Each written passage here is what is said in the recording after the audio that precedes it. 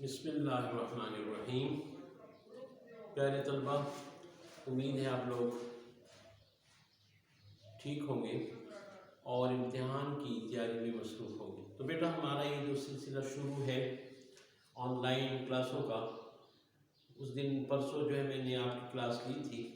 یہ ہم مرید پور کا اخیر جو ہے یہ آخری سبق ہے حسن سر کا۔ اس کی ہم نے کچھ تھوڑی بہت ریڈنگ تو کی تھی، ابھی جو باقی ماندہ سبق ہے اس کی میں ریڈنگ کروں گا۔ آپ لوگ کتابیں لے کر بیٹھیں، کتاب کو کھولیں، پیج نمبر 155 ہے۔ یہ میں جو ہے باقی ماندہ جہاں سے میں نے ریڈنگ کرنی ہے، تھوڑا ہی سا پڑھا تھا ہم نے، تقریباً ایک صفحہ پڑھا تھا، باقی جو ہے اس سبق کو آج ختم کرنا ہے۔ تو بیٹا بڑے جو ہے غور سے سنیں اور ہر پیراگراف کو جو ہے سمجھنے کی کوشش کریں، ہر جملے کو انشاءاللہ میں وضاحت کروں گا، آپ ذرا سمجھنے کی کوشش کریں۔ تو اس سبق کے جو وہ ہیں مصنف پطرس بخاری، اس کے بارے میں نے آپ کو بتا دیا ہے، ان کے جو ہے پیدائش اور ان کی زندگی کے حالات زندگی ان کے جو ہے وہ میں نے آپ کو بتا دی۔ اس کے علاوہ ان کا جو فن تحریر ہے اس کے بارے میں نے ڈسکس کیا تھا۔ تو ابھی جو ہے یہ سبق ان کا لکھا ہوا سبق مرید پور کا پیر، جو ایک مزاحیہ سبق ہے اور ایک طنزیہ سبق ہے، اس کو جہاں سے چھوڑا تھا میں وہاں سے شروع کرتا ہوں۔ Page number 155، last paragraph. ایک سال میں کانگریس کے جلسے میں چلا گیا، بلکہ یہ کہنا صحیح ہوگا کہ کانگریس کا جلسہ میرے پاس چلا آیا۔ مطلب یہ کہ جس شہر میں موجود تھا وہیں کانگریس والوں نے بھی اپنا سالانہ اجلاس منعقد کرنے کی ٹھان لی۔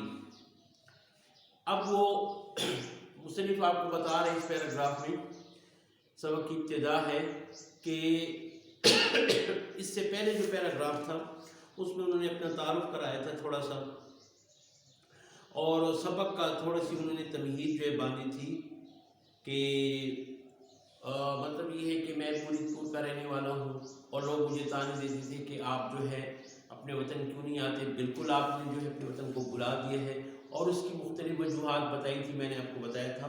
لیکن جو ہے مصنف نے جو ہے ان کی لوگوں کی باتوں کی پرواہ نہیں کی، یہ کہتے ہوئے کہ جتنی منہ اتنی باتیں۔ تو مصنف نے ان کی کوئی پرواہ بغیر پرواہ کیے جو ہے ان کی باتوں کا کوئی نوٹس نہیں لیا، اور اس کے بعد جو ہے وہ قصہ جو اپنے بھتیجے سے شروع کرتے ہیں کہ میرا بھتیجا جو ہے بڑا فرمان بردار تھا اور میں جو ہے جلسہ جو اٹینڈ کرتا تھا اس کی جو ارداد ہوتی تھی میں لکھ کر بھتیجے کی طرف بھیج دیتا تھا۔ تو اب وہ جلسے کے بارے میں بتا رہا ہے کہ کانگریس کا جلسہ ہوا کرتا تھا، ایک سال میں کانگریس کے جلسے میں چلا گیا، بلکہ یہ کہنا ہوگا کہ کانگریس کا جلسہ میرے پاس چلا ہے۔ مطلب یہ ہے کہ جہاں مصنف مقیم تھے، جہاں پر ان کا گھر تھا، تو قریب اس ساتھ ہی بالکل جو ہے کانگریس کا جلسہ منعقد ہوا کرتا تھا، اس لیے وہ کہتے ہیں میرے بہت قریب تھا۔ میں پہلے بھی اکثر جگہ اعلان کر چکا ہوں، اب بھی بانگ دہل یہ کہنے کو تیار ہوں کہ اس میں میرا ذرا بھی قصور نہ تھا۔ ببانگ دہل اعلانیہ یعنی برملا اعلانیہ میں جو ہے یہ کہتا ہوں کہ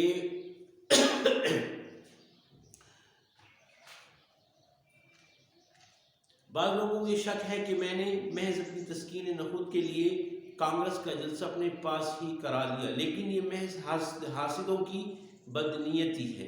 حاسد کہتے ہیں حسد کرنے والے، دوسروں سے جلنے والے۔ بھانڈوں کو میں نے اکثر شہر میں بلوایا۔ بھانڈ کہتے ہیں مسخرے، جو لوگوں کو ہنساتے ہیں، نقال ہوتے ہیں، لوگوں کی نقلیں اتارتے ہیں، لوگوں کو مختلف طریقے سے ہنسانے کی جو وہ کرتب کرتے ہیں ان کو بانڈ کہتے ہیں۔ بانڈوں کو میں نے اکثر شہر میں بلوایا ہے۔ وہ ایک مرتبہ بعض تھیٹروں کو بھی دعوت دی ہے، لیکن کانگریس کے مقابلے میں میرا رویہ ہمیشہ ایک گمنام شہری کا سا رہا ہے، بس اس سے زیادہ میں اس موضوع پر کچھ نہ کروں گا۔ تو وہ کہتے ہیں کہ اس پیراگراف میں اس نے جو ہے جو جلسے منعقد ہوتے تھے ان کی نوعیت بتائی ہے، اور یہ بتایا کہ میں جو ہے حقارہ اعلانیہ کہہ چکا ہوں کہ یہ بالکل میرے قریب تھے، اور جہاں پر جلسہ ہوتا جلسہ گاہ میرے بالکل قریب تھی۔ اور بعض لوگ کہتے ہیں کہ محض اپنی تسکین نخود کے لیے کانگریس کا جلسہ اپنے پاس ہی کرا لیا۔ تسکین نخود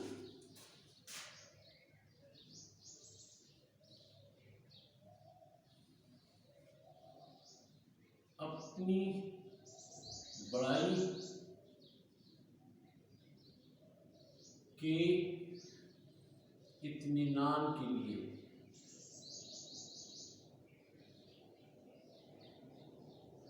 نخود کہتے ہیں بڑائی کو، کبر کو، اپنے آپ کو بڑا ظاہر کرنا، سمجھنا.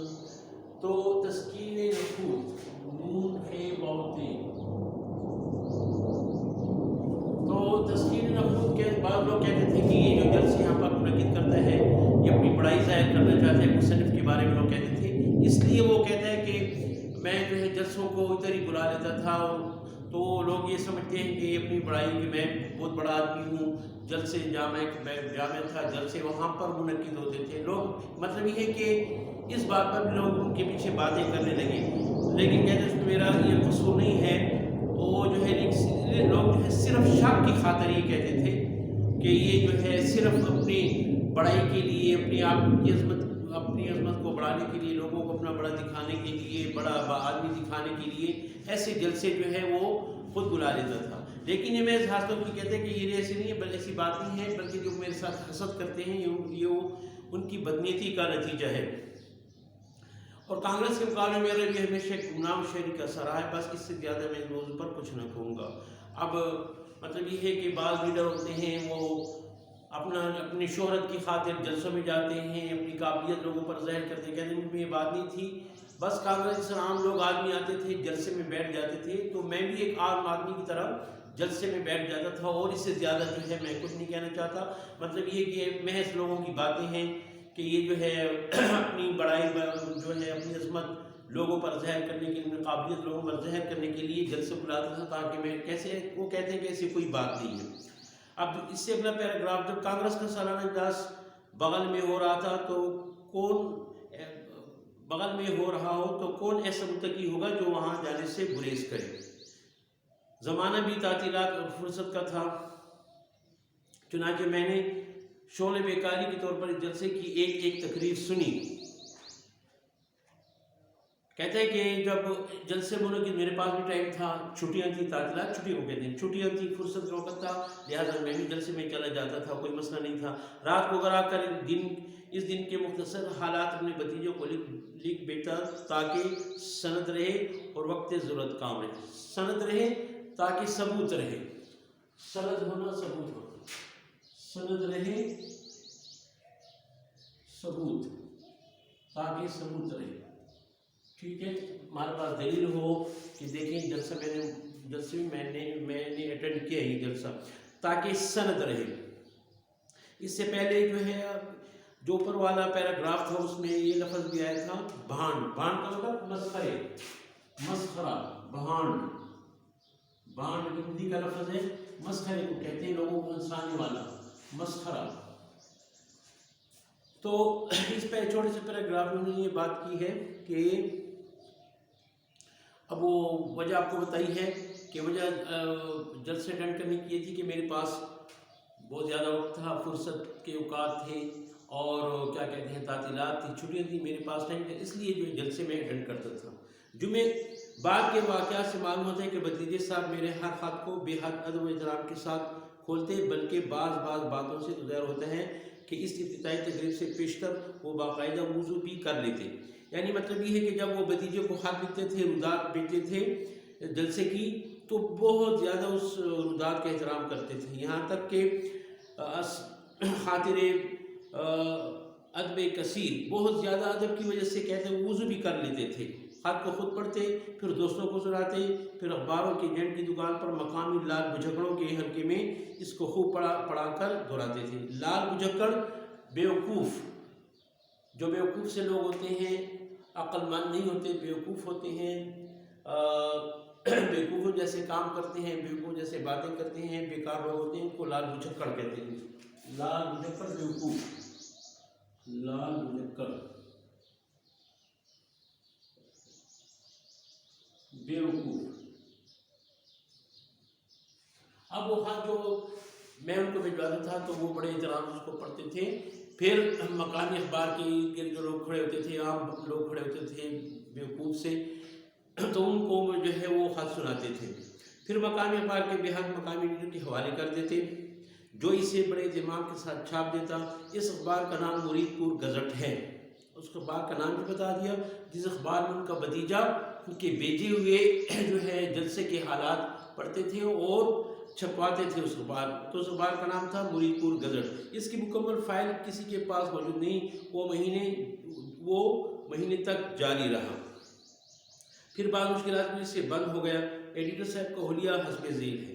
اس پیراگراف میں نے بتایا کہ جب میں روداد بھیجا تھا تو میرا بھتیجا جو ہے وہ وہاں پر اس کی بڑی قدر کرتا تھا، اور اخبار میں وہ میری جو ہے وہ روداد ہوتی تھی جلسوں کی، کانگریس کے جلسوں کی، اس کو چھپوا دیتا تھا۔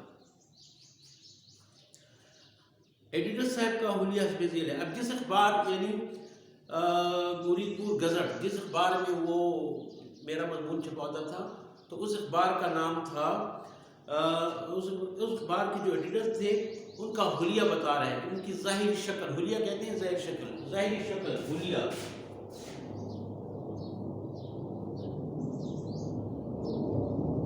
ظاہری شکل، ان کی جو ظاہری شکل تھی کیسے تھی؟ رنگ گندمی، یعنی گندم کے جس طرح گندم کلر ہوتا ہے اس لیے استعمال ہوتا ہے اردو میں کہ نہ زیادہ سفید نہ سیاہ، درمیانی کلر کا رنگ جو ہوتا ہے اس کو رنگ گندمی۔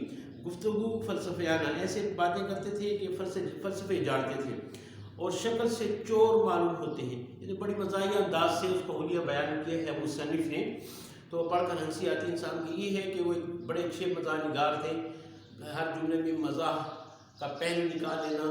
تو اب یہاں پر انہوں نے جو اس کا حلیہ بیان کرنے بڑی جو ہے اچھی مزاح جو ہے اس بیچارے کی شکل کچھ اس طرح تھی، تو انہوں نے اس کو چور بنا دیا کہ چور شکل سے چور معلوم ہوتے ہیں۔ کسی صاحب کو ان کا پتہ معلوم ہو تو مرید پور کی خلافت کمیٹی کو اطلاع پہنچا دیں، اور ان اللہ معجور ہوں۔ کہتے ہیں اگر کسی کو اس کا پتہ معلوم ہے یہ کہاں پہ رہتے ہیں، جیسے چوروں کو پکڑا جاتا ہے، تو کہتے ہیں وہاں کی جو خلافت کمیٹی ہے، وہ کمیٹی کے جو بڑے ہیں وہ جو ہے ان کو اطلاع پہنچا دیں تو اس کو پکڑ لیں گے، اور جب آپ اس کو پکڑ لیں گے تو مجھے بھی اجر مل جائے گا، کیونکہ چور کی اطلاع دی ہے آپ نے، آپ کے ساتھ اچھائی کی ہے، آپ کے علاقے سے چور کو ختم کروایا ہے، اطلاع دی ہے پکڑنے کے لیے، تو مجھے بھی اللہ کی طرف سے اجر ملے گا۔ یعنی مذاق کے طور پر وہ کہہ رہا ہے کہ ان اللہ معجور ہوں۔ ان اللہ معجور کا مطلب اجر حاصل کرنا، معجور جس سے کوئی اجر ملے، جس سے کوئی اجر ملے۔ معجور جو ہے اجر سے ہے، معجور یہ مفعول ہے جس کو کوئی اجر ملے جائے، جس کو معجور کہتے ہیں۔ تو کہتے ہیں کہ ایسی شکل ہے اس کی کہ معلوم ہوتے ہیں کہ شکل سے جو معلوم ہوتے ہیں، کسی صاحب کو ان کا پتہ معلوم ہو تو مرید پور کی خلافت کمیٹی کو اطلاع پہنچا دے، اور ان اللہ معجور ہو۔ تو اگر آپ نے اطلاع پہنچا دی تو مجھے اس پر اللہ اجر دے گا، نیز کوئی صاحب ان کو ہرگز کوئی چندہ نہ دیں، ورنہ خلافت کمیٹی ذمہ دار نہ ہوگی۔ اب آپ کو بتا رہے ہیں کہ چور چکے ہوتے ہیں، جو دھوکہ باز ہوتے ہیں، ان کو تو کوئی چندہ بھی، تو کہتے ہیں کہ میں آپ کو بتا دوں کہ ان کو کوئی چندہ نہیں۔ مزاحیہ طور پر بڑی اچھی جو ہے اس بیچارے کی شکل کچھ ایسی تھی، تو اس شکل کے مطابق اس نے مزاح کی ہے۔ یہ بھی سننے میں آیا کہ اس اخبار نے میرے ان خطوط کے بل پر اپنا ایک کانگریس نمبر بھی نکال مارا، جو اتنی بڑی تعداد میں چھپا کہ اس کے اوراق، ورق کی جمع اوراق، اب تک بعض پنساریوں کی دکان پر نظر آتے ہیں۔ جڑی بوٹیاں بیٹے ان کو پنساری کہتے ہیں، جڑی بوٹیاں مختلف قسم کی قدرتی دوائیں جو بیٹے ہیں ان کو پنساری کہتے ہیں۔ تو کہتے ہیں کہ یہ بھی سننے میں آیا کہ میرے جو وہ ہے، میں جو روداد جلسوں کی بھجواتا ہوں، اس کے علاوہ انہوں نے ایک الگ پرچہ جو ہے ایک اس اخبار میں ایک کانگریس نمبر جس کا نام تھا کانگریس نمبر، الگ پرچہ بھی نکال لیا ہے، جس میں میرے وہ ارسال کردہ جو ہے وہ تفصیلات جو ہوتی تھی وہ چھپاتے تھے۔ اور اتنے زیادہ ہو گئے کہ جب وہ لوگ لے جاتے ہیں تو وہ اکٹھا ہو جاتا ہے، کیا کہتے ہیں، جب کاغذوں کو لوگ پرانے کاغذوں استعمال شدہ کو اکٹھا کر کے کباڑی کی دکان پر بیچتے ہیں، کباڑی پر بیچتے ہیں، تو اس طرح پنساری بھی وہ کاغذ لیا کرتے تھے اس میں دوائی ڈالنے کے لیے، تو کہتے ہیں کہ پنساریوں کی دکان پر بھی جو آپ کو ملیں گے۔ بہرحال مرید پور کے بچے نے میری قابل انشاء پردازی، صحیح دماغی اور جوش سے قومی کی داد دی۔ بہرحال مرید پور کے بچے نے، اب جب وہاں پر وہ میری شہرت ہو گئی، اب مجھے پتہ بھی نہیں ہے میری وہاں پر شہرت ہو رہی ہے، بچہ میری انشاء پردازی، مضمون نویسی، کس قسم کے میں مضمون لکھتا ہوں، بڑے اچھے مضمون لکھنے والا جو ہے میں مشہور ہو گیا. میری شاہ پردازی مضمون لکھنا، صحیح دماغی عقل مندی، صحیح دماغی اور جوش قومی کی داد دی. میرے اندر جو قومی جذبہ تھا، جو جوش تھا، وہ پڑھ کر لوگوں کے اندر جو ہے لوگوں کو معلوم ہوا کہ یہ صاحب جو وہاں سے پطرس بخاری مصنف میں بیٹھے ہیں واقعی بڑے قابل ہیں، صحیح دماغی بڑے عقل مند ہیں، اور میری جو ہے قابلیت اور مضمون نویسی کی وہ داد دیتے تھے. میری اجازت اور میرے علم کے بغیر مجھے مرید پور کا قومی لیڈر قرار دیا گیا. اب اس کو تو پتہ بھی نہیں ہے، یہ اس کا بھتیجا آگے جو ہے وہ چھپا رہا ہے، لوگوں کو معلومات فراہم کر رہا ہے پطرس بخاری کی، تو لوگوں نے ان کو اپنا لیڈر مان لیا. ایک دو شاعروں نے مجھ پر نظمیں بھی لکھی جو وقتاً مرید پور غزل میں چھپتی رہیں. اب جو ایک مصنف کو پتہ بھی نہیں ہے اور اس کی شہرت وہاں پر اپنے پاؤں جما رہی ہے. میں اپنی اس عزت افزائی سے محض بے خبر، بالکل بے خبر تھا، محض بالکل. سچ ہے خدا جس کو چاہتا ہے عزت بخشتا ہے. مجھے کیا معلوم تھا کہ میں نے اپنے بھتیجے کو محض چند خطوط لکھ کر اپنے ہم وطنوں کے دل میں اس قدر گھر کر لیا ہے. دل میں گھر کرنا، دل میں عزت آ جانا، دل میں قدر آنا، اس دل میں اس قدر گھر کر لیا ہے. اور کسی کو کیا معلوم تھا کہ یہ معمولی انسان جو ہر روز چپ چاپ سر نیچا کیے بازار میں سے گزر جاتا ہے، مرید پور میں پوجا جاتا ہے، مرید پور میں پوجا جاتا ہے، مرید پور میں اس کی عبادت کی جاتی ہے. مطلب یہ کہ لوگ اس کو بہت زیادہ چاہتے ہیں. جس طرح بدھ کو پوجا جاتا ہے، ہر وقت اپنے پاس لوگ رکھتے ہیں، سجدے کرتے ہیں، اس کی بڑی قدر کرتے ہیں. تو اب اس کو پتہ بھی نہیں ہے اور یہ گمنام ہے. وہاں پہ لوگ اس کو جو ہے صرف وہ جو خطوط لکھ کر بھیجا تھا اس کے ذریعے پہچانتے تھے. تو اب لوگ اس کو بہت زیادہ چاہنے لگے. اب دیکھیں یہ مصنف نے کتنے اچھے جملے استعمال کیے. میری پوجا کی جاتی تھی اور مجھے ان کے اپنے لوگوں نے مجھے دل میں اس قدر گھر کر لیا کہ کسی کو کیا معلوم تھا. تو مطلب یہ کہ اچھے میں اس ہر جملے میں یہ بتا رہا ہے کہ غرض میں وہاں پر میں نے بہت زیادہ شہرت حاصل کر لی اور لوگ مجھے بہت زیادہ چاہنے لگے. میں وہ خطوط لکھنے کے بعد کانگریس کے تمام متحرکات کو قتل فراموش کر چکا تھا. مرید پور غزل کا میں خریدار نہ تھا. بھتیجے نے میری بزرگی کے روب کی وجہ سے مرید پور کا غزل جو اخبار تھا کہتے ہیں میں نہیں خریدا تھا. بھتیجے نے میری بزرگی کے روب کی وجہ سے کبھی برسبیل تذکرہ بائی دا وے عام طور پر جو ہے تذکرہ جو ہے اتنا بھی تذکرہ اتنا بھی نہ لکھ بھیجا کہ آپ لیڈر ہو گئے ہیں. یعنی اب مجھے پتہ نہیں ہے وہاں پر میری اتنی شہرت ہو گئی ہے، مجھے لوگ لیڈر مان رہے ہیں، مجھے بہت زیادہ چاہنے لگے ہیں. تو کہتے ہیں بھتیجے کو چاہیے تھا کہ مجھے جو ہے وہ اطلاع دیتے، مجھے مطلع کرتے کہ چچا آپ کی تو وہاں پر جو ہے بڑی آوگت ہوتی ہے، آپ کی بڑی جو ہے قدردانی کی جاتی ہے، آپ کے گن گائے جا رہے ہیں، آپ کی تعریفوں میں لوگ زمین آسمان کے کلابے ملا رہے ہیں، آپ جو اس قدر وہاں پر مشہور ہو گئے ہیں. تو بھتیجوں کو کہتے ہیں کہ مجھے بتا دیں، مجھے کچھ پتہ نہیں ہے وہاں پر یہ ہو رہا ہے. میں جانتا ہوں کہ مجھ سے یوں کہتا تو برسوں تک اس کی بات میری سمجھ میں نہ آتی، لیکن باہر مجھے کچھ تو معلوم ہوتا کہ میں ترقی کر کے کہاں سے کہاں تک پہنچ چکا ہوں. کہتے ہیں مجھے اطلاع دیتا تو مجھے اتنا معلوم ہو جاتا کہ میں ترقی کر کے کہاں بہت بڑا لیڈر بن چکا ہوں. مرید پور میں لوگوں کے دل میں جو ہے میری بڑی قدر و قیمت ہے، لوگ مجھے بہت زیادہ چاہتے ہیں، میرا درجہ کہاں سے کہاں تک پہنچ گیا. کہتے ہیں کہ مجھے اس کا کچھ علم نہیں تھا کیونکہ بھتیجے نے مجھے اطلاع نہیں دی تھی اس کے بارے میں کہ آپ کی وہاں پر اتنی جو ہے قدر و منزلت ہے. تو اس پیراگراف میں یہ باتیں ہوئی ہیں. اب اس میں جو لفظ آیا ہے برسبیل تذکرہ،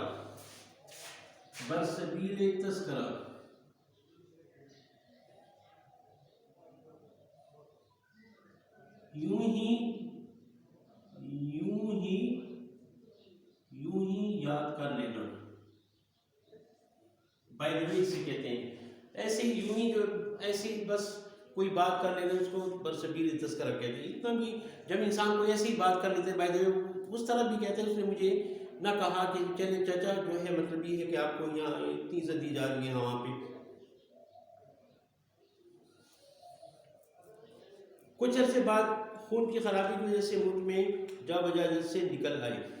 اب یہ جملہ مصنف نے بڑا جو ہے مزید انداز میں بیان کیا، جس طرح انسان کے بدن میں خون خراب ہو جاتا ہے، جگہ جگہ پھنسیاں نکل آتی ہیں اور دانے نکل آتے ہیں، یہ اس کی وجہ جو ہے خون اندر جب خراب ہو جاتا ہے تو جلد بھی خراب ہو جاتی ہے، دانے نکل آتے ہیں۔ تو مطلب یہ ہے کہ ملک میں کہتا ہے کہ یہ کہہ کر وہ آپ کو یہ بتانا چاہتا ہے کہ ملکی حالات چونکہ خراب تھے اس لیے جگہ جگہ جلسے ہو رہے تھے، جس کسی کو ایک میز ایک کرسی اور ایک گلدان میسر آیا اسی نے جلسے کا اعلان کر دیا، یعنی ہر ایک جو ہے اپنی طرف سے جلسے کا انعقاد کر رہا ہے۔ جلسوں کے اس موسم میں ایک دن مرید پور کی انجمن نوجوانان ہند کی طرف سے میرے نام اس مضمون کا ایک خط موصول ہوا کہ آپ کے شہر کے لوگ آپ کے دیدار کے منتظر ہیں۔ وہاں کی مرید پور کی جو انجمن نوجوانان ہند تھی انہوں نے ان کو دعوت دی کہ لوگ انتظار میں ہیں کہ لوگ آپ کا دیدار کریں، آپ کو دیکھیں، آپ سے ملاقات کریں، بڑی شدت سے لوگ انتظار میں ہیں۔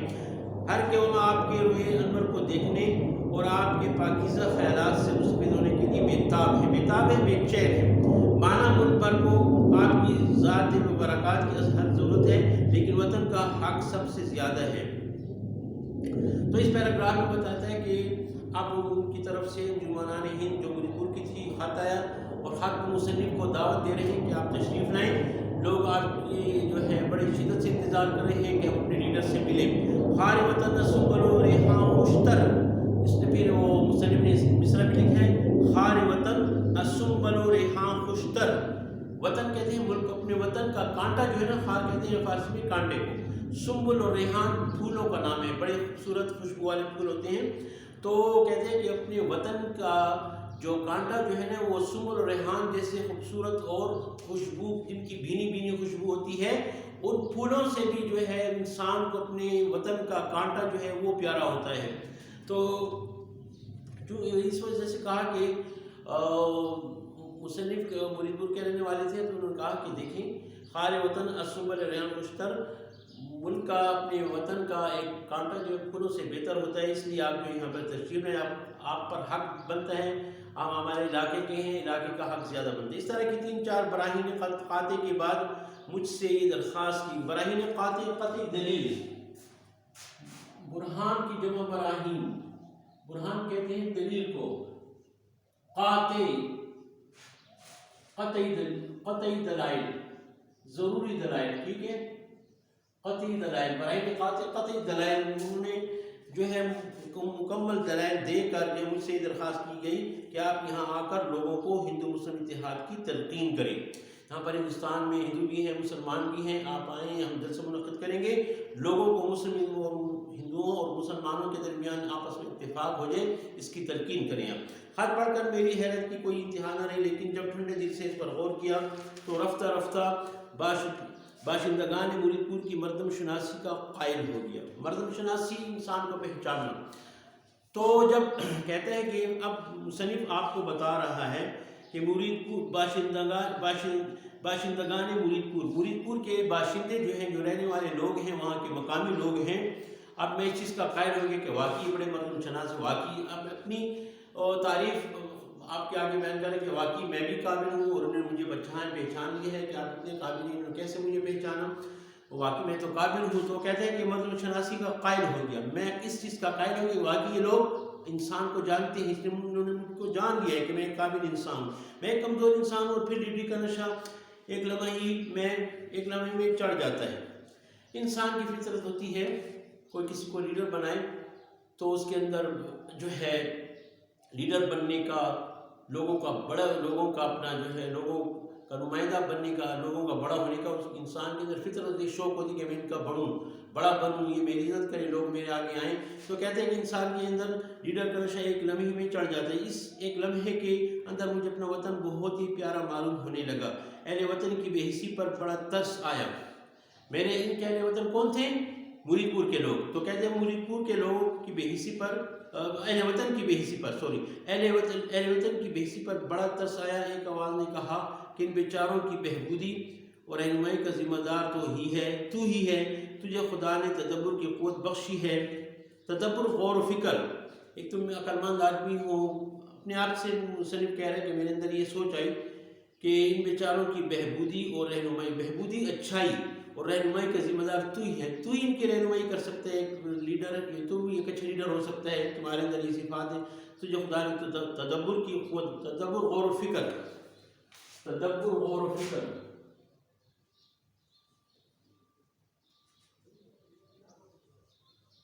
غور و فکر،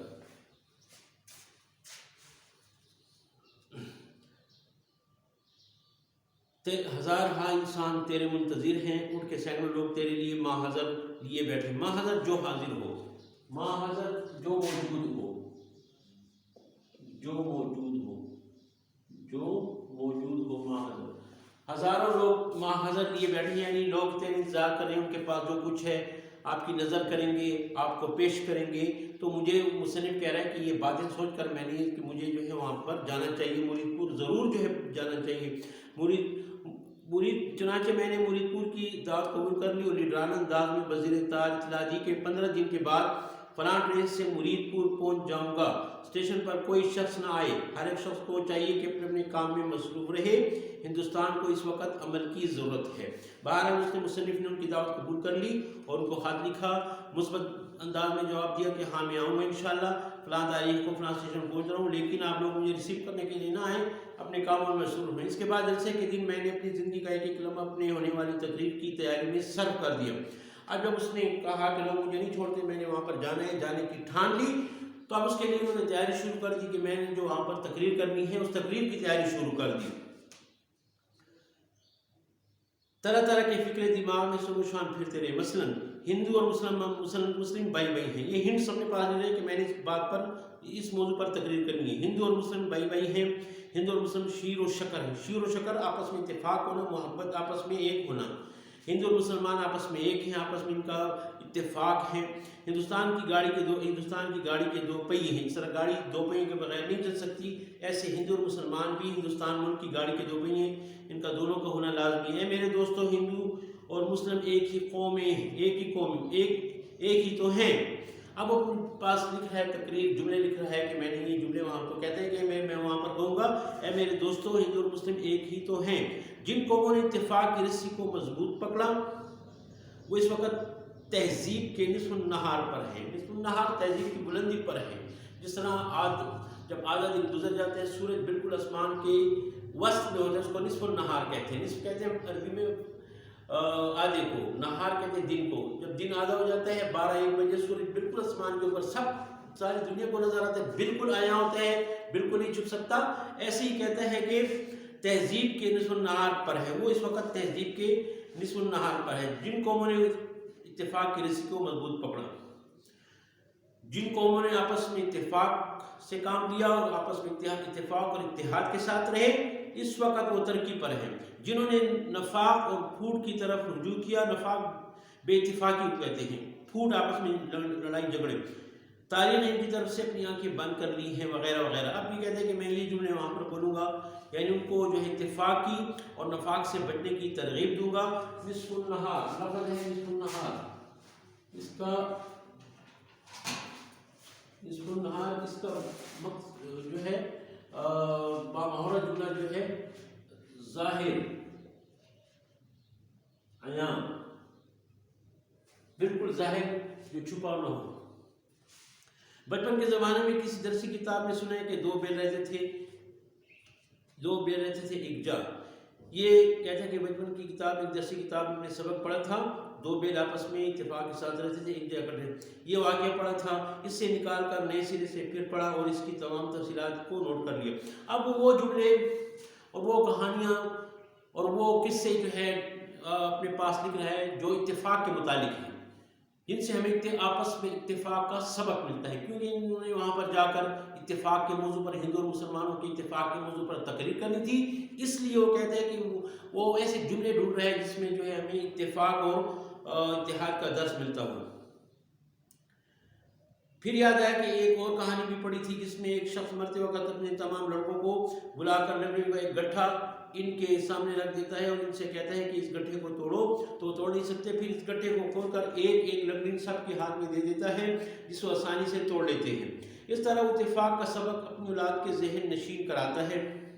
اس کہانی کو بھی لکھ لیا. وہ جو اتفاق میں برکت ہے، کسان اپنے بچوں اپنے بچوں کو کہتا ہے کہ لکڑی کو اکٹھا کرو، اس کو توڑو. وہ جو کہانی انگلش میں بھی ہے، اردو میں بھی آپ نے سنی ہے، کتابوں میں ہوتی ہے، گرامر کی کتابوں میں. تو کہتے ہیں وہ کہانی میں نے لکھ لی کیونکہ اس سے بھی اتفاق کا سبق ملتا ہے. تقریر کا آغاز ہوتا ہے تو کچھ اس طرح کی تمہید مناسب معلوم ہوئی کہ پیارے ہم متنوں. اب تقریر کی تمہید یعنی تقریر کا آغاز کیسے کرنا ہے، تو یہ چند اشعار اپنے پاس دیے کہ جب میں تقریر کروں گا تو یہ اشعار جو ہیں اس کی تمہید ہوں گے، یعنی آغاز ان اشعار سے میں اپنی تقریر کا آغاز کروں گا. گھٹا سر پر ادبار کی چھار. ادبار کہتے ہیں بدقسمتی کو. ادبار پیچھے آنا، عربی کا لفظ ہے. پیچھے ہٹنا، پیچھے آنا، پیچھے ہونا، ہر کام میں، ترقی میں، قابلیت میں، ہر چیز میں پیچھے ہونا، اس کو ادبار کہتے ہیں. یعنی مطلب اس کا بدقسمتی. ٹھیک ہے. تو کہتے ہیں کہ گٹھا سر پہ ادبار کی چھا رہی ہے، فلاکت سما اپنا دکھلا رہی ہے. فلاکت بھی کہتے ہیں بدقسمتی کو. نحوست کہتے ہیں کہ حالات ایسے ہیں. وہ ان اشعار میں یہ بتا رہا ہے کہ گٹھا کہتے ہیں بادلوں کو. گٹھا سر پہ ادبار کی چھا رہی، بدقسمتی کی کہ بادل آئے ہوئے ہیں. مطلب یہ ہے کہ آج مسلمان قوم، ہندوستان کے لوگ بڑے جو ہے گرے پڑے ہیں، بڑے ہر میدان میں پیچھے رہ گئے ہیں. بدقسمتی ان پر چھائی ہوئی ہے. نحوست پسو پیش منڈا رہی ہے. یہ چاروں طرف سے ندا آ رہی ہے. ندا آنا، آواز آنا. ہر طرف سے یہ آواز آ رہی ہے کہ نحوست ہے، بربادی ہے، کم قسمتی ہے، بدقسمتی ہے. ہمارے ملک میں جو ہے، ہمارے ملک کے لوگ بہت پیچھے رہ گئے ہیں، کسی کام کے نہیں رہے. بدقسمتی نے ان کو پکڑا ہوا ہے، بدقسمتی کے پکڑ میں آئے ہوئے ہیں. ہر طرف سے کہتے ہیں ہندوستان میں یہ آواز آ رہی ہے کہ کل کون تھے، آج کیا ہو گئے تھے، آج کیا ہو گئے تم، ابھی جاگتے تھے، ابھی سو گئے تم. آپ وہی مسلمان ہیں جو آپ جو پہلے صحیح مسلمان تھے. آپ وہی لوگ ہیں جو پہلے آپ جو ہے آپ نے ترقی کی تھی، آپ آگے تھے. اب جو ہے خواب غفلت کی وجہ سے آپ سو گئے ہیں، آپ بہت پیچھے رہ گئے ہیں دنیا میں اور آخرت کے لحاظ سے. ہر لحاظ سے آپ بہت پیچھے، بھی جاگتے تھے بھی سو گئے. پہلے تو آپ لوگ جاگ رہے تھے بھی سو گئے، اور بھی آپ لوگوں کو کیا ہو گیا، اٹھو بیدار ہو. تو یہ کہتے ہیں کہ یہ اشعار میں اس کی جو ہے تمہید، سبق کی تقریر کی تمہید کے لیے اس نے چنے. ہندوستان کے اس محنت شاعر یعنی مولانا الطاف حسین حالی پانی پتی نے، یعنی پانی پت کے رہنے والے پانی پتی نے آج سے کئی برس پیشتر آگے کئی برس پہلے یہ شعر قلم بند کیے تھے. اس کو کیا معلوم تھا کہ جو زمانہ گزرتا جائے گا اس کے یہ المناک الفاظ روز بروز صحیح تر ہوتے جائیں گے. آج انسان کی حالت ہے وغیرہ وغیرہ. الطاف حسین حالی نے ایک نظم لکھی ہے، ان کی بہت بڑی مشہور نظم ہے مد و جزر اسلام، جس کی وجہ سے انہوں نے شہرت بھی پائی. تو مد و جزر کہتے ہیں اتار چڑھاؤ. اسلام میں مسلمانوں کی تاریخ اس نے بیان کی ہے، مسلمانوں کا اتار چڑھاؤ، پہلے مسلمان جو ہے وہ. تو یہ جو اشعار ہیں یہ اسی مد و جزر اسلام سے لیے گئے ہیں. ان کی جو نظم ہے مد و جزر اسلام، اس کی کسی وقت پھر میں آپ کو بتاؤں گا اس کی پوری ڈیٹیل. مد و جزر اسلام میں کس ترتیب سے انہوں نے جو ہے اسلام کا اور دین کا اور مسلمانوں کا اتار چڑھاؤ کی تاریخ بڑے اچھے انداز سے بیان کی ہے. تو یہ اشعار بھی وہ ہیں کہ اب جو ہے اس اشعار میں وہ شاعری کہتا ہے کہ اب ہندوستان کے لوگ جو ہیں ان کے برے دن آئے ہوئے، ان پر برے دن آئے ہوئے ہیں. یہ انتہائی پریشانی کی حالت میں، نہ گفتبے حالت ہے ان کی، بیان کرنے کے قابل نہیں ہے. ان کی ایسی حالت ہو گئی، اشعار میں کہتا ہے. تو وہ اس مصنف کہتے ہیں کہ آج سے کئی برس پیش نہیں مد و جزر اسلام میں اشعار قلم بند کی تھی. اس کو کیا معلوم تھا کہ جو زمانہ گزر، اس کو معلوم نہیں تھا کہ زمانہ گزر واقعی ان اشعار کی تصدیق ہوتی جائے گی. اب دیکھیں وہی جو انہوں نے کہا وہی ہو رہا ہے ہندوستان میں. ویسے کہ مسلمانوں کی بربادی انہوں نے بیان کی، واقعی مسلمان برباد ہو رہے ہیں اور بہت جو ہے ہر حال میں، ہر اس کے لحاظ سے ہر شعبے میں جو ہے پیچھے ہیں اور بدقسمتی پر چھائی ہوئی ہے. تو کہتے ہیں کہ وہ اشعار، ان اشعار کی تصدیق ہوتی ہے. کہتے ہیں اس نے یہ کہہ رہا ہے مصنف کہ میں اپنی تقریر میں یہ کہوں گا. اس کے بعد سوچا کہ ہندوستان کی حالت کا ایک دردناک نقشہ کھینچوں گا. افلاس، غربت اور باغ وغیرہ اور بغض، یہ کیا ہے، اور بغض وغیرہ کی طرف اشارہ کروں گا. افلاس کہتے ہیں غربت کو، غریبی کو، مسکینی کو، کچھ نہ ہونا، نادار ہونا، اس کو بھوک، افلاس غربت. اور بغض وغیرہ کی طرف اشارہ کروں گا، دوسرے بغض رکھتے ہیں، پھر پوچھوں گا کہ اس کی وجہ آخر کیا ہے۔ ان تمام وجوہ کو دہراؤں گا جو لوگ اکثر بیان کرتے ہیں، تو کہتے ہیں میں ان کو یہ بتاؤں گا کہ آج ہندوستان ان چیزوں کا شکار ہے، پھر اس کی وجہ بھی بتاؤں گا۔ مثلا غیر ملکی حکومت، انگریز آئے ہوئے ہیں، یہاں پر قبضہ کیا ہوا ہے، اس کی ایک وجہ آب و ہوا اور مغربی تہذیب، وہ یہاں پر جو ہے انگریز آئے اپنی مغربی تہذیب کا پرچار کرتے ہیں، اپنی مغربی تہذیب ہم پر جو ٹھونس رہے ہیں، ہم پر جو ہے ان کی امپلیمنٹیشن کر رہے ہیں، اس کی وجہ اور مغربی تہذیب، لیکن ان سب کو باری باری غلط قرار دوں گا کہ نہیں یہ باتیں غلط ہیں، اس کی وجہ نہیں ہے۔ پھر اصلی وجہ بتاؤں گا کہ اصلی وجہ ہندو اور مسلمانوں کا نفاق ہے، آپس میں بے اتفاقی، نفاق کہتے ہیں بے اتفاقی کو، نفاق اتفاق کا الٹ ہے، نفاق بے اتفاقی، آپس میں ایک نہ ہونا۔ تو کہتے ہیں کہ نہیں میں یہ نہیں کہوں گی، اس کی وجہ نہیں ہے کہ یہاں پر انگریز آئے ہیں، انہوں نے حکومت کی ہے، اپنی تہذیب کا ہم پر تسلط کرنا چاہتے ہیں، نہیں یہ وجہ نہیں ہے، بلکہ وجہ جو ہے وہ یہ ہے کہ مسلمان اور ہندوؤں کا آپس میں اتفاق نہیں ہے۔ آخر میں اتحاد کی نصیحت کروں گا اور تقریر کو اس شعر پر ختم کروں گا۔ آن دلیب مل کے کریں آہوزاریاں، تو ہائے گل پکار میں چلاؤں ہائے دل۔ آن دلیب مل کے کریں آہوزاریاں، تو ہائے گل پکار میں چلاؤں ہائے دل۔ اندلیب کہتے ہیں پرندے کو، اندلیب فارسی کا لفظ ہے اندلیب، اندلیب کہتے ہیں پرندے کو، پرندے کو اندلیب کہتے ہیں۔ تو شاعر کہتا ہے کہ اے پرندے، جس طرح بلبل جو ہے اندلیب سے مراد بلبل پرندہ ہے، اس طرح بلبل پھول کو حاصل کرنے کے لیے پریشان ہوتا ہے، پھول کی محبت اس کے دل میں ہوتی ہے۔ تو یہ شاعر کہہ رہے ہیں کہ میں بلبل سے مخاطب ہو کر کہہ رہا ہوں کہ آؤ بلبل بیٹھے باغ میں، تو جو ہے گل کو پکار ہائے گل کو یعنی پھول کو پکار ہائے، تجھے پھول کیسے ملے گا، اور میں چناؤں ہائے دل، اور میں یہ شور آئے میرا دل جو ہے، میرے دل میں جو محبت ہے میرے ہندوستان کے لوگوں کی، میں اپنے دل کو چلاؤں ہائے دل۔ یہ دل جو ہے لوگوں کی محبت میں گرفتار ہے، یہ لوگ کیسے صحیح ہوں گے، ان کی اصلاح کیسے ہوگی، کیسے میں ان کو پاؤں گا، میں ان کو روں گا، اور بلبل آ تو اپنے پھول کو رو جس سے تو چاہتی ہے، نہ تمہیں پھول مل رہا ہے نہ مجھے جو یہ لوگ جو ہیں ان کے حالات جو ہے درست ہو رہے ہیں۔ 10-12 دن اچھی طرح غور کر لینے کے بعد میں نے اس تقریر کا خاکہ سا بنا لیا، اور اس کو ایک کاغذ پر نوٹ کر لیا تاکہ جلسے میں اسے اپنے سامنے رکھ سکوں۔ وہ خاکہ کچھ اس طرح کا تھا، اس نے خاکہ بنا لیا تھا کہ تقریر میں نے وہاں پر کیسے کرنی۔ تمہید اشعار بلند اور دردناک آواز سے پڑھوں گا۔ ہندوستان کی موجودہ حالت، افلاس یعنی غربت، غریبی اور ناداری، بغض، کینہ، ایک دوسرے کے دل میں کینہ رکھنا، قومی رہنماؤں کی خود غرضی، جسے ہمارے قومی یہ ملک کے لیے کچھ نہیں کر رہے، اپنے خود غرضیاں ان کو پیاری ہیں۔ اس کی وجہ کیا غیر ملکی حکومت ہے؟ نہیں۔ کیا آب و ہوا ہے؟ نہیں۔ کیا مغربی تہذیب ہے؟ نہیں۔ تو پھر کیا ہے؟ وقفہ جس کے دوران میں مسکراتے ہوئے تمام حاضرین پر ایک نظر ڈالوں گا۔ تو پھر بتاؤ کہ وجہ ہندو اور مسلمانوں کا نفاق ہے، ان کا آپس میں بے اتفاقی ہے۔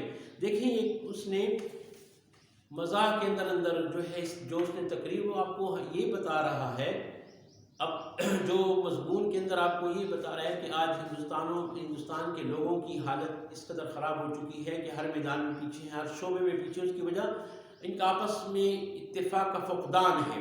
بالکل اتفاق نہیں، آپس میں جو ہے ان کے اندر اتفاق بالکل نہیں، اسی وجہ سے آج یہ قوم بہت پیچھے ہے۔ نفاق ایسی چیز ہے، دیکھیں بیٹا، نفاق جو ہے نا آپس میں بے اتفاقی، آپس کے جھگڑے، آپس کا دل ایک نہ ہونا، اتنی خراب چیز ہے کہ کتا جو ہے نا، کتا ایک ایسا جانور ہے تو اس میں بڑی اچھی خاصیتیں پائی جاتی ہیں، بلکہ بزرگوں کے صالحین کی خصلتیں اس کے اندر موجود ہیں۔ مثال کے طور پر صبر ہے اس کے اندر، 10 دن اس کو کھانا نہیں دیں، آپ کو کچھ نہیں کہے گا، سر نیچے کر کے بیٹھا رہے گا۔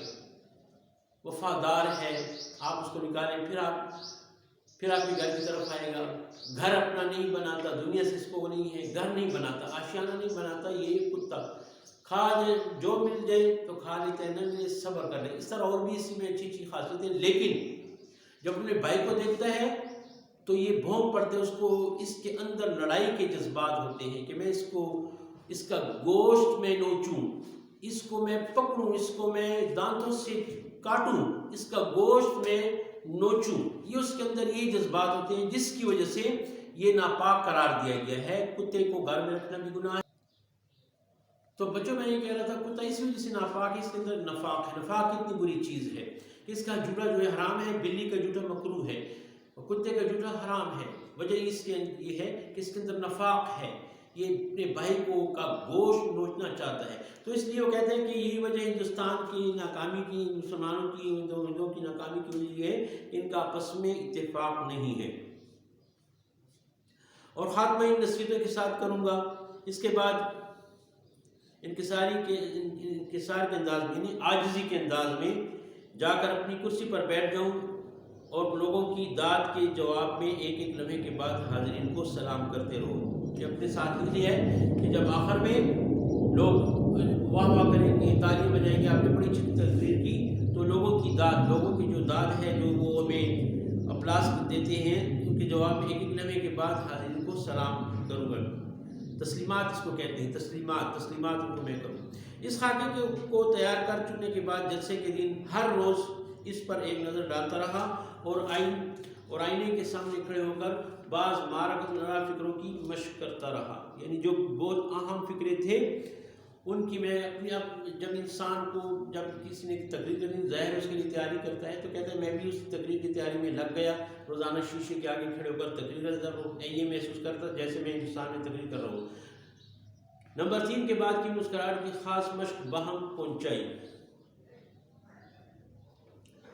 کھڑے ہو کر دائیں سے بائیں اور بائیں سے دائیں گھومنے کی عادت ڈالی تاکہ تقریر کے دوران میری آواز سب طرف پہنچ سکے اور سب لوگ اطمینان کے ساتھ ایک ایک لفظ سن لیں۔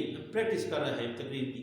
مرید پور کا سفر 8 گھنٹے کا تھا، جہاں سے اس نے جانا تھا وہاں تک مرید پور کا سفر 8 گھنٹے کا تھا، 8 آورز کا تھا۔ راستے میں سانگے کے اسٹیشن پر گاڑی بدلنی پڑتی تھی، ریل کی گاڑی اسٹیشن سے، پھر اس اسٹیشن سے دوسری گاڑی میں جانا تھا مرید پور، تو راستے میں گاڑی بدلنی تھی۔ انجمن نوجوانان ہند کے بعد جوشیلے ارکان وہاں استقبال کو آئے ہوئے تھے۔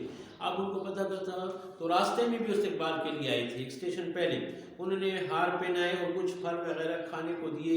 سانگا سے مرید پور تک ان کے ساتھ اہم سیاسی مسائل پر بحث کرتا رہا۔ جب گاڑی مرید پور پہنچی تو اسٹیشن کے باہر کم از کم 3000 آدمیوں کا ہجوم تھا جو متواتر نعرے لگا رہا تھا۔ 3000 آدمی لوگوں کا مجمع تھا، لوگوں کا ہجوم تھا جو اس کی تقریر سننے کے لیے بے تاب تھے، بے چینی کے ساتھ جو اس کا انتظار کر رہے تھے۔ تو اس سے ہمیں اندازہ ہوتا ہے مصنف نے ایسا مضمون جو ہے اپنی بات کو واضح کرنے کے لیے ایسے جملے بولے ہیں کہ ہمیں پتہ چل جاتا ہے کہ دیکھیں ان کے دل میں کس قدر جو ہے لوگوں کے دل میں مصنف کی کس قدر و منزلت ہے اور کس قدر اس کو چاہتے ہیں۔ میرے ساتھ جو والنٹیئر تھے، والنٹیئر رضاکار انگلش کا لفظ ہے والنٹیئر، اس کا مطلب رضاکار اسے کہتے ہیں جو بلا معاوضہ خدمت کریں، جلسوں میں، ملک کی خدمت، جلسوں میں اور حکومت کے کاموں میں جو بلا معاوضہ، بغیر کسی اجرت کے، بغیر کسی تنخواہ کے جو کام کرے اس کو والنٹیئر کہتے ہیں۔ تو کہتے ہیں میرے ساتھ جو والنٹیئر تھے انہوں نے کہا سر باہر نکالیے، لوگ دیکھنا چاہتے ہیں۔ دیکھیں لوگ اب ایسے جملے لکھے ہیں کہ لوگ کتنے ان کو دیکھنے کے مشتاق ہیں اور کتنے شوقین ہیں۔ جیسے قائد اعظم لیڈر تھے ہمارے، ان کے ملنے ان کو لوگ ملنا چاہتے تھے، ان کے ساتھ ہاتھ ملانا چاہتے تھے، ان کے جلسے میں جانا چاہتے۔ تو یہ جو میں نے حکم کی تعمیل کی، باہر ہار میرے گلے میں تھے، ایک سنترا میرے ہاتھ میں تھا۔ سنترا ایک پھل ہے جو آج کل جو آپ کینو کھاتے ہیں، کینو کی طرح ہوتا ہے لیکن تھوڑا سا مختلف ہوتا ہے سنترا۔ مجھے دیکھا تو لوگ اور بھی جوش کے ساتھ نعرہ زن ہوئے، پھر اور بھی لوگ جوش کے ساتھ جو وہ نعرے لگانے لگے۔ بمشکل تمام باہر نکلا، موٹر میں مجھے سوار کرایا گیا اور جلوس جلسہ گاہ کی طرف چلا آیا۔ پھر دیکھیں اب آپ کو بتا رہے اس پیراگراف میں بتایا کہ کس قدر لوگ اس کے انتظار میں تھے اور کس طرح اس کو چاہ رہے تھے۔ جلسہ گاہ میں داخل ہوئے تو ہجوم 5-6 ہزار تک پہنچ چکا تھا اور لوگ بھی آ گئے. جو ایک آواز ہو کر میرا نام لے کر نعرہ لگا رہا تھا. دائیں بائیں سرخ سرخ جھنڈوں پر خاکسار کی تاریخ میں چند کلمات بھی درج تھے. مثلا ہندوستان کی نجات تمہیں سے ہے. اس کی تاریخ میں جھنڈوں پر جس طرح کوئی احتجاج کرتا ہے کاغذوں پر جھنڈوں پر لکھتے ہیں تو انہوں نے جو ہے جھنڈوں پر بھی ان کی تعریف کے کلمات لکھے تھے کہ ہندوستان کی نجات تمہیں سے ہے. تمہیں جو ایسے آدمی جو ہندوستان کو نجات دلا سکتے ہو ان حالات سے. مرید پور کے فرزند خوش آمدید یہ بھی لکھا تھا. مرید پور کے فرزند کہتے ہیں بیٹے کو. مرید پور کے فرزند مرید پور کے بیٹے خوش آمدید ستڑے مشی خیر آلے. ہندوستان کو اس وقت عمل کی ضرورت ہے. مجھ کو اسٹیج پر بٹھایا گیا. صدر جلسہ نے لوگوں کے سامنے مجھ سے بغل گیر ہونا گلے ملنا بغل گیر ہو کر میری پیشانی کو بوسہ دیا. پیشانی کو بوسہ دیا. پیشانی کہتے ہیں ماتھے کو. بوسہ دیا چوما. میری پیشانی کو چوما اور اپنی تعریفی تقریریں شروع کی. اب صدر جلسہ جو تھے وہ جو ہے میری وہ جس کا ہم انتظار کر رہے تھے وہ آ گئے تو کہتے ہیں میری گن گاتے رہے. حضرات ہندوستان کے جس نامی اور بلند پائے لیڈر کو آج کے جلسے میں تقریر کے لیے بلایا گیا ہے وغیرہ وغیرہ. تقریر کا لفظ سن کر میں نے اپنی تقریر کی تمہیدی فکروں کو یاد کرنے کی کوشش کی کہ میں نے یہ کہنا ہے. اس وقت ذہن اس قدر مختلف تاثرات کی آماجگاہ بنا ہوا تھا. میرے ذہن آماجگاہ یعنی میرے ذہن میں وہ جگہ جہاں پر کوئی چیزیں آ کر اکٹھی ہو جاتی. مختلف تاثرات آ کر میرے ذہن میں اکٹھے ہو گئے کہ نوٹ دیکھنے کی ضرورت پڑی. جیب میں ہاتھ ڈالا. اب اس نے جیب میں ہاتھ ڈالا کہ جو تقریر میں وہ سادگی کر رہا تھا لیکن اصل میں نے آپ کو بتایا تھا جب اس سبق کا خلاصہ میں نے آپ کو بتایا تھا تو میں نے آپ کو بتایا کہ تقریر جو ہے بیچارہ کم قسمتی سے وہیں بھول کر آ گیا. اب بغیر اب اس کی جیب اب اس نے جیب میں ہاتھ ڈالے کہ تقریر میں نکالوں تقریر پڑھوں تو جب ہاتھ ڈالا تو ندارت وہ تقریر وہ جیب میں نہیں تھی. ہاتھ پاؤں میں اب اس کی جب اس کو اس نے جو ہے دیکھیں جب اس کو پتہ چلا کہ تقریر میرے پاس نہیں ہے اب اس کے کیا تاثرات تھے مصنف کے وہ بتا رہا ہے. ہاتھ پاؤں میں ایک خفیف سی خون کی ٹھنڈک. دل کو سنبھالا کہ ٹھہرو بھی اور کئی جیبیں ہیں. ایک جیب میں دیکھا ہو تو نہیں کیا کہ سبق اور اور جیبیں. راشے کے عالم میں سب جیبیں دیکھ ڈالی. راشے کہتے ہیں کپ کپی کو. بدن پہ جو کپ کپی ہوتی ہے ایک مرض ہے اس کو راشا کہتے ہیں. کپ کپی ٹھیک ہے. بدن کامتا ہے ہاتھ لرزتے ہیں ایسے ایسے اس کو راشا کہتے ہیں. اب کیوں اس کا دیکھیں صرف آزمان کر رہا ہے آپ کو بتا رہا ہے کہ میری کیا وہاں پر کیا حالت تھی. بیچارہ اتنا پریشان ہو گیا بدن کامنے لگا. تمام حال آنکھوں کے سامنے چکر کھانے لگا. دل نے زور زور سے دھڑکنا شروع کیا. جب انسان کو پریشانی آتی ہے تو دل زور سے دھڑکنا شروع کر دیتا ہے. ہونٹ خشک ہوتے محسوس ہوئے. 10-12 دفعہ تمام جیبوں کو ٹٹولا تلاش کیا لیکن کچھ بھی ہاتھ نہ آیا. جی چاہا کہ زور زور سے رونا شروع کر دوں. بے بسی سے ہونٹ کاٹنے لگا. صدر جلسہ اپنی تقریر برابر کر رہے تھے. اب کہتا ہے وہ تقریر میں میرے گن گا رہا ہے میری تعریفیں کر رہا ہے میں نے تقریر کرنی ہے اب تقریر ہی میرے پاس نہیں ہے تو میری کیا حالت ہوئی وہ اس پیراگراف اس نے بتا دیا. مرید پور کا شہر ان پر جتنا بھی فخر کرے کم ہے. ہر صدی ہر ملک میں صرف چند ہی ایسے اشخاص پیدا ہوتے ہیں جن کی ذات نوع انسان کے لیے. اب وہ یہ جملہ جو ہے وہ صدر اس کی تعریف میں کہہ رہا ہے کہ مرید پور کے شہر پر جتنا بھی فخر کرے کم ہے. جیسے ہمارے لیڈر جو آئے ہیں پتہ بخاری ایسے لیڈر ہیں کہ ان پر جتنا فخر کرے کم ہے اور ایسے لوگ بہت کم پیدا وغیرہ وغیرہ. یہ خدایا میں کیا کروں. ایک تو ہندوستان کی حالت کا نقشہ کھینچنا ہے نہیں اس سے پہلے یہ بتانا ہے کہ ہم کتنے نالائق ہیں. نالائق کا لفظ تو غیر موضوع ہوگا. جاہل کہنا چاہیے یہ بھی ٹھیک نہیں. غیر مہذب بے ادب غیر تہذیب یافتہ ٹھیک ہے جن میں کوئی جو ہے ڈھنگ کے کام نہ ہو اور جو ہے طور طریقے ٹھیک نہیں اس کو غیر مہذب کہتے ہیں. تو کہتے ہیں کہ انسان کے لوگوں کے لیے میں یہ کہہ رہا تھا کہ میں نے ان کے لیے غیر مہذب کا لفظ استعمال کرنا وغیرہ وغیرہ. ان کی اعلیٰ سیاستدانی کا قومی جوش اور مخلصانہ ہمدردی سے کون واقف نہیں. یہ سب باتیں تو خیر آپ جانتے ہیں لیکن تقریر کرنے میں جو ملکہ ان کو حاصل ہے. اب وہ صدر جو ہے پھر وہ تعریفیں کر رہا ہے کہ تقریر کرنے میں ان کو بڑا. اب وہ کہہ رہے ہیں کہ ان کو بڑی اچھی تقریر کرنی آتی ہے بڑے اچھے لیڈر ہیں بڑے قابل ہیں اور بیچ میں کہتے ہیں میرے پاس اب تقریر نہیں ہے. اب میں نے تقریر کہاں سے کرنی ہے. اب وہ جو حالت اس کی ہوئی ہے اس سے ان جملوں سے ہمیں پتہ چلتا ہے کہ مصنف کی کیا ان بیچارے پر کیا گزری۔ میں آپ کو یقین دلاتا ہوں کہ آپ کے دل ہلا دیں گے، آپ کو خون کے آنسو رلائیں گے۔ اب وہ صدر کہہ رہا ہے کہ آپ کے سامنے یہ مصنف جو ایسی تقریر کریں گے کہ آپ کے دل ہلا دیں گے، بیچ میں تقریر ہی نہیں، اور آپ کو خون کیا آپ جو ہے روئیں گے۔ صدر جلسے کی آواز ناروں میں ڈوب گئی، دنیا میری آنکھوں کے سامنے تاریک ہو رہی تھی، اندھیرا میری آنکھوں کے آگے آ گیا، خدایا کیا ہوگا۔ اتنے میں صدر نے مجھ سے کہا، مجھے الفاظ بالکل سنائی نہ دیے، اتنا محسوس کہ تقریر کا وقت سر پر آن پہنچا ہے اور مجھے اپنی نشست پر سے اٹھنا ہے۔ چنانچہ اچھی دیکھیں لفظ چنانچہ لکھا جاتا ہے چنانچہ، اکثر لڑکے پڑھتے ہیں چنانچہ، میں نے آپ کو پہلے ہی بتایا تھا کہ چنانچہ نہیں ہوتا، چنانچہ لکھا جاتا ہے، چنانچہ پڑھا جاتا ہے چنانچہ۔ چنانچہ ایک فارسی کا لفظ ہے چنانچہ، ایک نامعلوم طاقت کے زیر اثر اٹھا۔ اب کہتے ہیں لڑکھڑا رہا تھا، پاؤں میں زور نہیں تھا، لیکن پھر سنبھل کے اپنے آپ کو سنبھال لیا میں نے، میرا ہاتھ کانپ رہا تھا، حال میں ایک شور تھا، ایک بیہوشی سے ذرا ہی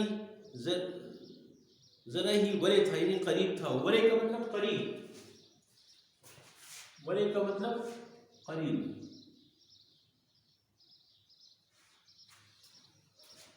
بیہوشی سے ذرا ہی کہتے بس میں بے ہوش ہونے کو تھا، ایسی حالت میری ہو گئی، اور نعروں کی گونج ان لہروں کے شور کی طرح سنائی دے رہی تھی جو ڈوبتے ہوئے انسان کے سر پر سے گزر رہی ہوں، جیسے انسان ڈوب رہا ہو، اوپر لہریں کہتے ہیں۔ میں ایسے محسوس کرتی، میری حالت خراب تھی، تو ان کے لوگوں کی جو میرے حق میں میری جو ہے کیا کہتے ہیں میرے حق میں نعرے لگا رہے تھے، میری تعریف میں نعرے لگا رہے تھے، ایسے لگ رہے تھے میں ڈوب رہا ہوں، میرے اوپر لہریں پانی کی۔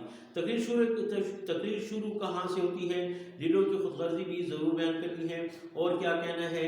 ایک کہانی بھی تھی، بگلے اور لومڑی کی کہانی، نہیں ٹھیک ہے دو بل۔ اب وہ کہہ رہے ہیں کہ میں نے کیا کہا، کہ وہ یہ بتا رہے ہیں۔ اتنے میں حال میں سناٹا چھا گیا، بالکل خاموشی ہو گئی، لوگ سب میری طرف دیکھ رہے تھے۔ میں نے اپنی آنکھیں بند کر لی اور سہارے کے لیے میز کو پکڑ لیا۔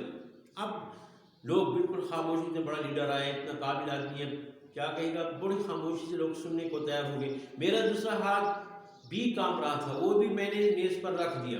اس وقت ایسا معلوم ہو رہا تھا جیسے میز بھاگنے کو ہے اور میں اسے روک کے کھڑا ہوں۔ میں نے آنکھیں کھولنی اور مسکرانے کی کوشش کی، گلا خشک تھا، بسط مشکل میں نے یہ کہا، یعنی بہت زیادہ مشکل کے بعد میں نے کہا، پیارے ہم وطنوں۔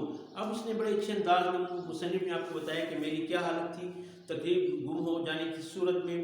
اب لوگ مجھ سے کون سی توقعات رکھ رہے ہیں کہ کیا ہی خوبصورت الفاظ اس کے منہ سے نکلیں گے، کیا ہی جو خوبصورت جملوں کی لڑیاں جو ہے یہ پروئیں گے، کیا ہی جو ہے دل کو بھانے والے جو ہے الفاظ ہوں گے ان کے، اور کیا ہی اتنے قابل لیڈر ہیں، کیا ہی تقریر کریں گے۔ تو لیکن میری جو حالت تھی وہ مصنف نے اپنے الفاظ میں بڑے اچھے انداز سے بیان کی ہے، ہمیں پتہ چل گیا ہے کہ واقعی وہ کتنے پریشان تھے۔ تو میں نے کہا پیارے ہم وطنوں، اس کے بعد ذرا دم لیا، پھر کہا پیارے ہم وطنوں، دوبارہ کہہ دیا، کچھ یاد نہ آیا کہ اس کے بعد کیا کہنا۔ اب جس انسان گھوٹا لگاتا ہے اور اس کو بھول جاتا ہے، تو اس طرح کہتا ہے کہ میں پہلے کہا پیارے وطنوں، پھر کہا پیارے ہم وطنوں۔ اب لوگ کہہ رہے ہیں کہ آگے بھی تو کچھ کہے، کچھ یاد نہ آیا کہ اس کے بعد کیا کہنا ہے۔ 20 باتیں دماغ میں چکر لگا رہی تھی، لیکن زبان تک ایک نہ تھی۔ پیارے ہم وطنوں، اب کے لوگوں کی ہنسی میں بھنا گیا۔ اب کہتا ہے میں ایسے ہو گیا، لوگوں کی ہنسی میں مجھے بھن گئے، اپنی توہین پر بڑا غصہ آیا، ارادہ کیا کہ اس دفعہ جو منہ میں آیا کہہ دوں گا، ایک دفعہ تقریر شروع کر دوں تو پھر کوئی مشکل نہ رہے گی۔ پیارے ہم وطنوں، بعض لوگ کہتے ہیں کہ ہندوستان کی آب و ہوا خراب، یعنی ایسی ہے۔ اب وہ جملے، اس اگلے پیراگراف میں صرف آپ کو وہ جملے بتا رہا ہے، اس کے پاس تقریر گم ہو چکی تھی، جو کچھ آگے پیچھے بے ربط باتیں، جس باتوں میں ربط نہ ہو اس کی سمجھ نہیں آتی، مبہم ہوتی ہیں، غیر واضح ہوتی ہیں، اس کی سمجھ نہیں آتی، تو مبہم باتیں، ادھر ادھر کی باتیں کر رہے ہیں، ادھر ادھر کی مار رہے ہیں، تو وہ آپ کو بتا رہے ہیں۔ میں بہت سمجھے آپ، نقص یہ یعنی ایسی ہے کہ ہندوستان میں بہت سے نقص ہیں، ان نقائص ہیں، سمجھے آپ نقص ہیں، لیکن یہ بات यानी ये बात यानी अमर जिसकी तरफ मैंने इशारा किया गोया चंदा सही बिल्कुल सही नहीं है। अब लोग हंस रहे हैं कि ये क्या जो अटकल पंचू बातें कर रहे हैं, इधर उधर की बातें कर रहे हैं, लोग हंस रहे हैं, हवास मुअत्तल हो रहे हैं, मेरे हवासों ने काम छोड़ दिया, समझ में ना आता था कि आखिर तो ये जो है वो अटकल पंचू बातें कर रहा था आगे पीछे की, जिस पर लोगों ने बहुत लोग जो है परेशान हुए और इस पर कह के उड़ाए, इनको बातें की, गुस्सा है लोगों को। मिसाल के तौर पर ये भी कहा कि जो कौम इस वक्त बेदारी के आसमान पर चढ़ी हुई, इनकी ज़िंदगियाँ लोगों के लिए शहरा है, यानी लोगों के लिए एक रास्ता है। उनकी हुकूमतें चार दांग आलम की बुनियाद हिला रही हैं। इनकी हुकूमत चार दांग आलम यानी पूरे दुनिया के चारों तरफ, चार दांग आलम दुनिया के चारों तरफ, चार दांग आलम, चार दांग आलम दुनिया के चारों तरफ, दुनिया के चारों तरफ चार दांग आलम जो है आपके लीडरों के कानों पर खुदगर्जी की पट्टी बंधी हुई है। दुनिया की तारीख इस बात की शायद है कि ज़िंदगी के वो तमाम शोबे आगे फिर कहना उसको फिर भूल गया, तो कह रहा है कि जिन लोगों उसने ये अपनी तकरीर में कह रहा है कि जो लोग बेदार हुए काम किए हैं वो दुनिया की पूरी दुनिया में उन्होंने जो है दुनिया को हिला के रख दिए है तरक्की से, और आप लोगों के कानों पर खुदगर्जी की पट्टी बंधी हुई। लीडरों को कह रहे हैं कि आपके लीडर खुदगर्ज हैं। दुनिया की तारीख इस बात की शायद है, गवाह है कि ज़िंदगी के वो तमाम शोबे, लेकिन लोगों का गौवा कहकर इतने बुलंद हो गए कि मैं अपनी आवाज़ भी न सुन सकता था। अब वो उल्टी सीधी बातें कर रहा है, बेरबत बातें कर रहा है, न सर न पाँव, तो लोग जो है और कह के लगाने लगे, और लोगों का शोर जो है बेहंगम शोर जो है उठना शुरू हो गया। अक्सर लोग उठ खड़े हुए थे और गला फाड़ कर कह रहे थे, मैं सर से पाँव तक कांप रहा था। हजूम में से कहते हैं मैं लरज़ रहा था। ये लोग अब मुसन्निफ़ की इतनी बेइज्जती हो रही थी, इतनी उसको जो है उसकी तज़लील हो रही थी, तो कहते उसकी वजह से मैं कांप रहा था। हजूम के बाद 4-5 कागज़ गोलियाँ मेरे इर्द गिर्द स्टेज पर आकर गिरी, लेकिन मैंने अपनी तकरीर सिलसिला जारी। अब लोग कागज़ की गोली मार कर वो लेकिन तकरीर कर रहे हैं, लेकिन जब बुछाड़ बढ़ती गई तो मैंने नामाकूल मजमा से किनारा कशी ही मुनासिब सुनी। नामाकूल गैर मुहज़्ज़िब, बेअदब, किनारा कशी मुनासिब नहीं, किनारा कशी छुप जाना, इनसे चले जाना। स्टेज से फलांगा और जुकान भर के दरवाजे से बाहर करो। जुकान भरना छलांग लगाना, जुकान भर के दरवाजे से बाहर का रुख किया। हजूम भी मेरे पीछे लपका, मैंने मुड़कर पीछे न देखा बल्कि सीधा भागता गया। वक्तन फवक्तन नामुनासिब कलमे मेरे कानों तक पहुँच रहे थे। अब जो लोग बक रहे थे, ये बेचारा सुन रहा था, उनको सुनकर मैंने अपनी रफ्तार और भी तेज़ कर दी और सीधा स्टेशन का रुख किया। देखिए आप कितने आपको हंसी आई होगी, कितनी हंसी की बात है। अब बेचारा आए किस जज्बे से आया था, लोगों के क्या जज्बात थे और जो उसका नतीजा क्या निकला, और बेचारा भागकर कितनी हंसी की बात। ये मज़ा है। इस सबक में मज़ाक भी पेश की है और मज़ाक अपने आप को उसने पेश किया है, किसी और को मज़ाक निशाना नहीं बनाया। ये इसमें बड़ी बात थी। तो एक ट्रेन प्लेटफार्म पर खड़ी थी, मैंने बेतहाशा इसमें घुस गया।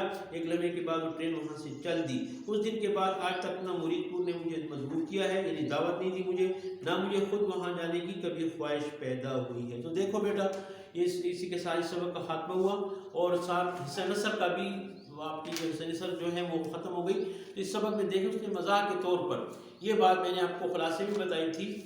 तो वो असल में ये बात आपको बताना चाहता है कि आजकल के जो नाम नहाद लीडर हैं, जिस तरह मुसन्निफ़ ने आपको पेश किया और मिसाल देकर कि जो है मुझे भागना पड़ा, के लीडरों का भी हाल है। आता जाता कुछ नहीं है, काबिलियत नहीं है, लेकिन हमारे लीडर बने हैं ना कौम को गम, ना कौम की फ़िक्र, ना कौम के मसाइल के हल की फ़िक्र।